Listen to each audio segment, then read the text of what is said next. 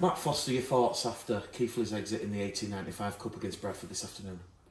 Yeah, obviously, when you mention exit, that's probably the disappointing part. But as far as the performance was concerned and what we wanted to sort of put out on the field, I was pretty happy across the 80 minutes.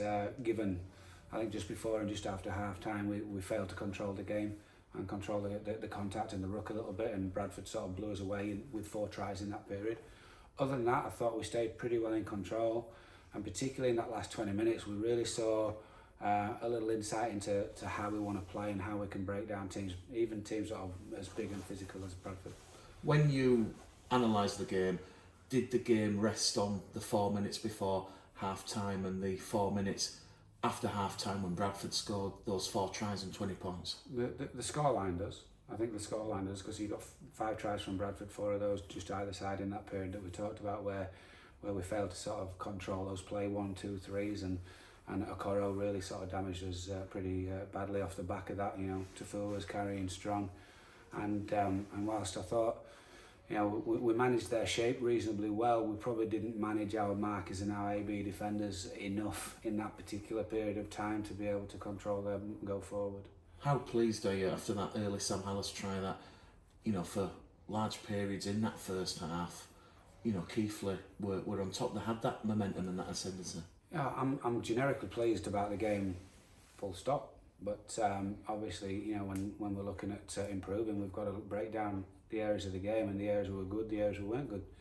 And it's very rare you get a full 80-minute performance of pure goodness, or whatever you want to call it. So we had our areas, and we certainly have a look at the video, and I've got a pretty good idea of what we need to talk about improvement, and areas we need to keep working hard on, because we're getting really good at. But yeah, when you look at the game as a result, not before and after half time, we probably didn't control enough.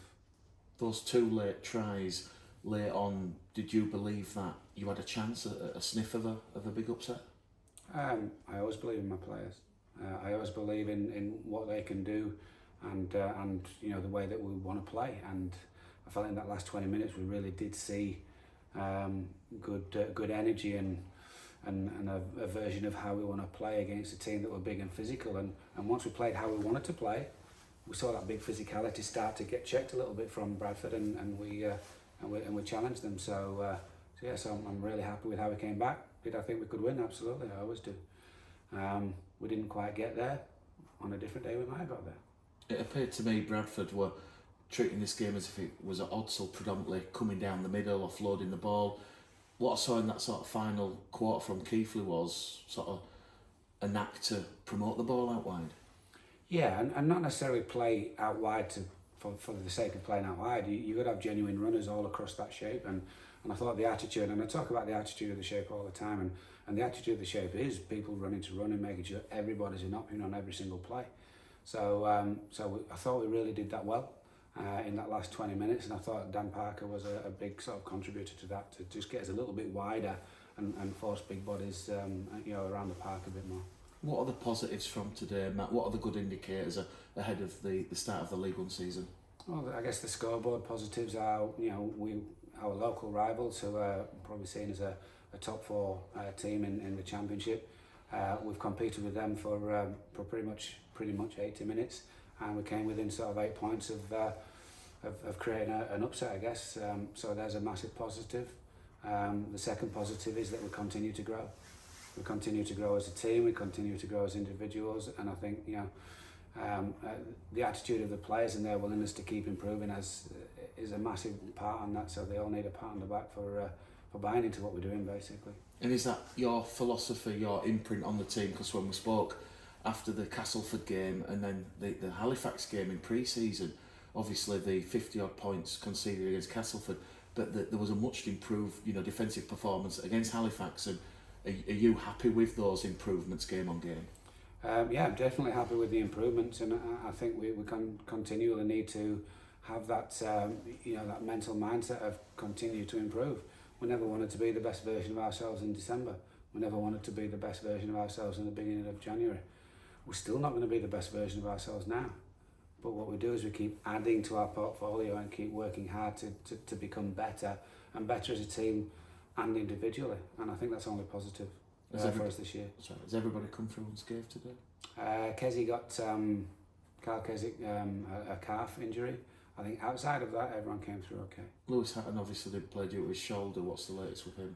He was kind of shoulder going into the bicep, and historically he had a little trouble with that a few years ago, and we just felt it was a better option for him to not play today and be able to play the next 6-7 weeks rather than play him today and then possibly miss the next 6-7 weeks. So, we took the risk considerations into factor, and we just thought it's best that he didn't play today.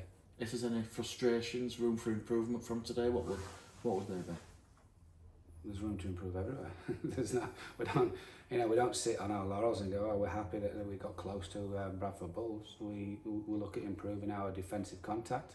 We'll look at improving our shape. We'll look at improving our attitude of the shape. We'll look at improving our game management. Every part, I look at improving myself, my coaches. We all look to keep continuing to improve, because whilst we're striving, we're going to be a better version of ourselves.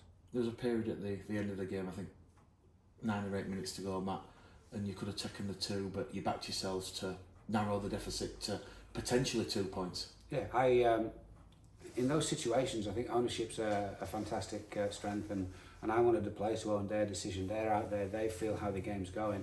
So I didn't want to come in over the top and say, we need to do this or that or the other. So I gave that decision over to Ellis as captain, and they chose to run it. Obviously it didn't work on that occasion, but I absolutely love the fact that they backed themselves at that point of the game. They had the momentum, and I don't think it was a particularly bad decision. I think I commend them for doing that, and if we score, people are talking about something different. We didn't, so we move on to next week. Featherstone obviously in the Challenge Cup, another cup game. What's the barometer? What's the message to the players for that one? Well, there's no barometer. We play without limitation. We continue to improve, as I've just mentioned before. So, we look at how we've gone this week, and we continue to find areas of improvement, and certainly keep patting ourselves on the back for the areas we did do well, but keep striving to improve. So, we don't work on barometers. We go wherever it goes. Cheers, Matt. Thank you.